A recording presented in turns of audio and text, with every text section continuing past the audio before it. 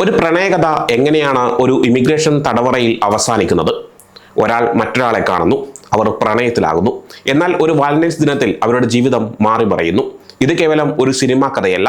ലിത്വാനിയയിൽ നിന്നുള്ള ടാഡ്ജാന വെസിയോൾക്കോയുടെയും അമേരിക്കക്കാരനായ അൽ ഡല്ലാസ്റ്റയുടെയും ജീവിതമാണ്. ട്രംപ് ഭരണകൂടത്തിന്റെ കർശനമായ കുടിയേറ്റ നിയമങ്ങൾ എങ്ങനെയാണ് അമേരിക്കയെ മാറ്റിക്കൊണ്ടിരിക്കുന്നത് എന്നതിനെക്കുറിച്ചുള്ള അന്വേഷണമാണിത്.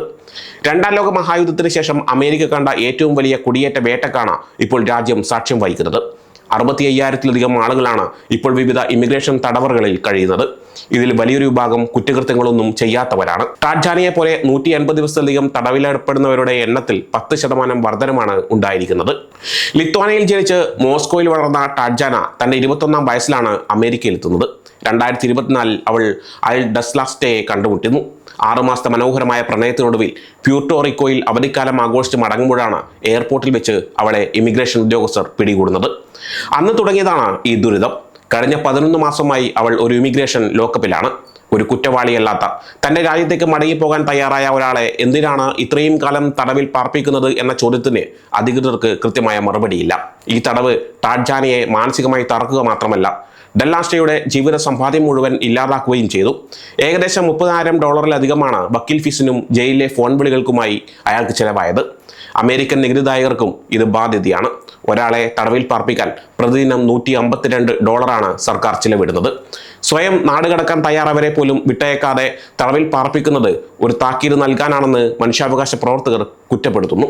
നിയമപരമായി ഇനി ഹേബിയസ് പെറ്റീഷൻ മാത്രമാണ് അവരുടെ മുന്നിലുള്ള വഴി. പണമില്ലാത്തതും നിയമത്തിലെ നൂലാമാലകളും ഇവരെ തളർത്തുന്നുണ്ടെങ്കിലും തടവരയ്ക്ക് പുറത്തുള്ള തന്റെ ജീവിതത്തെക്കുറിച്ച് ടാഡ്ജാന ഇപ്പോഴും സ്വപ്നം കാണുന്നു. ഗുഡ് നൈറ്റ് മോയ വെനിഷ്ക എന്ന ഡല്ലാസ്റ്റയുടെ വാക്കുകളാണ് ഓരോ രാത്രിയും അവൾക്ക് കരുത്തു പകരുന്നത്. ട്രംപിന്റെ 2ാം ഭരണകാലത്ത് കുടിയേറ്റ നയങ്ങൾ കൂടുതൽ കൂടുമ്പോൾ ഇതുപോലെയുള്ള എത്രയോ മനുഷ്യജീവിതങ്ങളാണ് അനിശ്ചിതത്വത്തിലാകുന്നത്. നിയമങ്ങൾ നടപ്പിലാക്കുമ്പോൾ അതിനിടയിൽ പെട്ടുപോകുന്ന ഇത്തരം സാധാരണക്കാരുടെ ശബ്ദങ്ങൾ കേൾക്കാൻ ആരുണ്ട്? 2 വർഷം മുമ്പ് ICE ഡാറ്റ അനുസരിച്ച് തടവിലുള്ളവരിൽ ഏകദേശം 1300 പേർക്ക് 180 ദിവസങ്ങളിൽ കൂടുതൽ തടവിലായിരുന്നു. ഈ സംഖ്യ നവംബറിൽ 6500 പേരായി ഉയർന്നു. വെസിയോൾക്കോയും ഇതിൽ ഉൾപ്പെടുന്നു. അവൾ 2009 ഒരു വിസ വെയ്വറിന് അമേരിക്കയിൽ പ്രവേശിച്ചു. അതിനുശേഷം അനുമതിയില്ലാതെ ഇവിടെ താമസിച്ചു. അവർക്ക് ക്രിമിനൽ റെക്കോർഡുകളൊന്നും ഇല്ല. സാധുവായ ലിത്വാനിയൻ പാസ്പോർട്ട് കൈവശമുണ്ട്. അവരുടെ രാജ്യം അവരെ സ്വീകരിക്കാൻ തയ്യാറാണ്. കുടിയേറ്റ അഭിഭാഷകർ പറയുന്നതനുസരിച്ച് അവരെ നാടുകടത്തുന്നതിന് യാതൊരു തടസ്സവുമില്ല. അവരുടെ കേസിന്റെ വിശദാംശങ്ങൾ നൽകിയപ്പോൾ ഡിപ്പാർട്ട്മെന്റ് ഓഫ് ഹോംലാൻഡ് സെക്യൂരിറ്റി ഒരു പ്രസ്താവന അയച്ചു. അവരുടെ നാടുകടത്തൽ വൈകിയത് നിയമവിരുദ്ധ കുടിയേറ്റക്കാരി ഒരു ക്ലാസ് ആക്ഷൻ കേസിൽ ഉൾപ്പെടാൻ സാധ്യതയുണ്ടായിരുന്നത് കൊണ്ടാണ് എന്നാണ് ആ പ്രസ്താവനയിൽ പറയുന്നത്.